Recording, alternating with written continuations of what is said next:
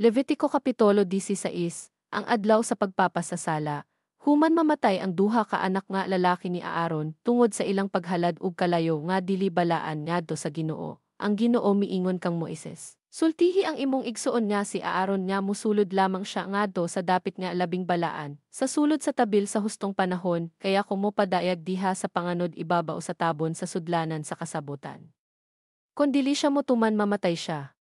Mahimo lamang siyang musulod sa dapit nga labing balaan kon magdala siya og usa ka toriyong baka nga halad tungod sa sala ug usa ka karnero nga laki nga halad nga sunugon. Kinahanglan maligo siya og magsulob sa balaang sapot nga lino ug sa ilalom niini isulob niya ang karsunsilyo nga lino ug magbakos ug magpurong siya lino. Ug magkuha siya gikan sa katawan sa Israel og duha ka kanding nga laki nga ihalad tungod sa sala ug usa ka karnero nga laki nga halad nga sunugon.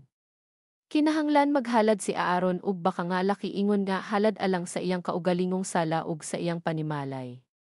Unya kuhaon niya ang duha ka kanding ug ibutang niya kini sa pultahan sa tolda nga tagbuanan. Unya magripa siya aron pagtinokon hain sa duha ka kanding ang mahiadto sa Ginoo ug hain ang mahiadto kang asasel. Ang kanding nga mahiadto sa Ginoo pinasikad sa ripa dad-on ni Aaron sa sulod ug ihalad ingon nga halad tungod sa sala. Apan ang kanding nga mahiadto kang asasel ihalad niya nga buhi sa atubangan sa Ginoo aron nga pinaagi niini makahimo siya sa pagpapas sa sala pinaagi sa pagbuhi sa kanding paingon sa kamingawan ngadto kang asasel. Ug ihalad ni Aaron ang baka nga laki ingon nga halad tungod sa iyang sala ug maghimo siya sa seremonyas sa pagpapas sa iyang sala ug sa iyang panimalay. Unya ihawon niya ang baka ingon nga halad tungod sa sala. Ug magkuha siya og usa ka sudlanan sa insenso nga puno sa bagagikan sa halaran nga diha sa atubangan sa Ginoo ug magkuha usab siya og duha ka hakop nga insensong humot og pinong pagkadugmo. Dadon niya kini sa dapit nga labing balaan. Ibutang niya ang insenso diha sa kalayo sa atubangan sa Ginoo aron nga ang aso ni motabon sa takob nga diha sa sudlanan sa kasabotan aron dili siya mamatay.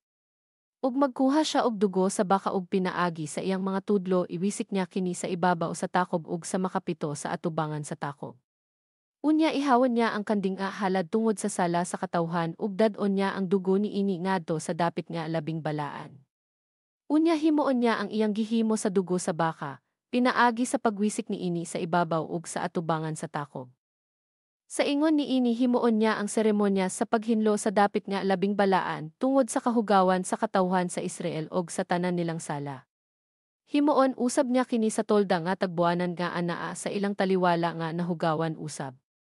Kinahanglan nga walay tawo nga atua sa sulod sa tolda nga tagbuanan inigsulod niya aron sa paghimo sa seremonya sa pagpapas sa sala didto sa dapit nga labing balaan hangtod nga mugula siya human siya makahimo sa seremonya sa pagpapas sa sala alang. Sa iyang kaugalingon ingon man sa iyang panimalay ug sa tibuok katilingban sa Israel.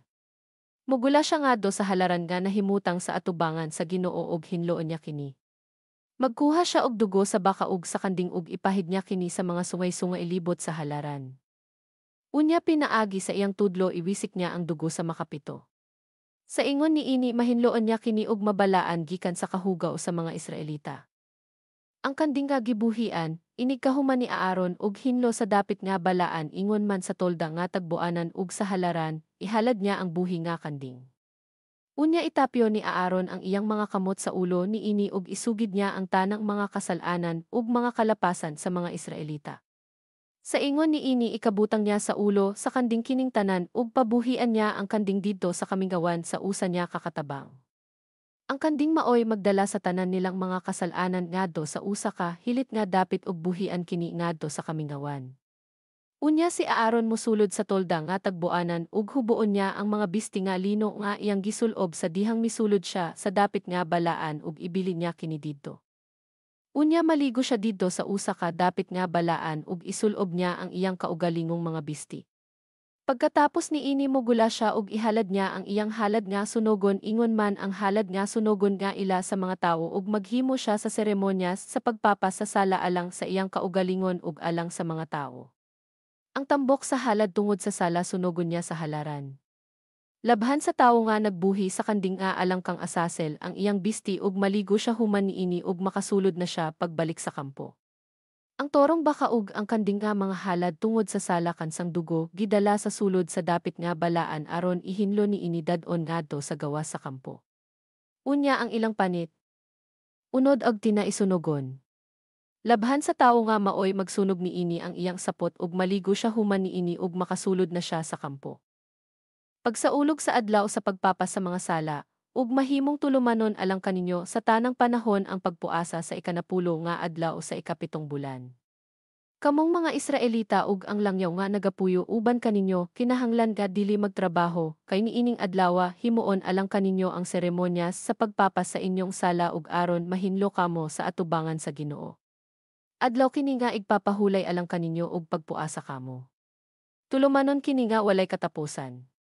Ang pari nga gidihogan ug giordinahan aron mag-alagad ingon nga pari puli sa iyang amahan maoy maghimo sa seremonya sa pagpapas sa sala ug magsulob siya sa balaang mga bisti nga lino. Hinloon niya ang dapit nga balaan ingon man ang tolda nga tagbuanan ug ang halaran. Maghimo usab siya sa seremonya sa pagpapas sa sala alang sa mga pari ug alang sa tanang katauhan.